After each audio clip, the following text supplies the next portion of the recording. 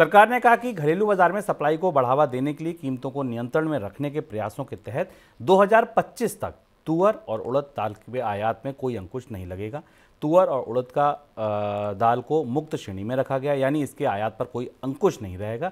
फिलहाल इन दालों के लिए मुक्त आयात नीति मार्च 2024 तक लागू है। सर, ऐसा क्यों किया सरकार ने? मियाद और बढ़ा दी।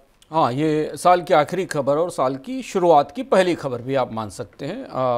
आमतौर पर हमारे जीवन में समय सबसे अबाधित और सबसे निरंतर चलने वाली चीज़ है। उसके सापेक्ष सारी चीज़ें बदलती हैं और उस क्रम से कैलेंडर भी बदलता है, साल भी बदलता है, पर समय उसी गति से चलता है और जिस गति से जो चीज़ें सामने दिखती हैं वो दिखाई दे रही। इसलिए साल की आखिरी खबर या साल की पहली खबर ये आई कि यदि आप अगले साल दालों को लेकर, अपने घर की गृहस्थी को लेकर कोई योजना बनाना चाहते हैं तो ध्यान रखें कि दालें अगले साल भी महंगी रहेंगी।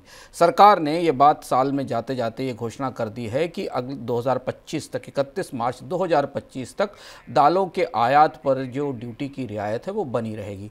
मतलब क्या? मतलब इस साल दाल की पैदावार ख़राब रही, अगले साल भी दाल की पैदावार ख़राब रहने की संभावना है। भारत अपनी ज़रूरत की क्षमता का 60 से 70% दाल का आयात करता है, उतना ही आयात करेगा। इसमें भी तुअर और जो मसूर की दाल है, इनको लेकर सबसे ज़्यादा चिंता है और सबसे ज़्यादा दबाव दिखाई दे रहा है।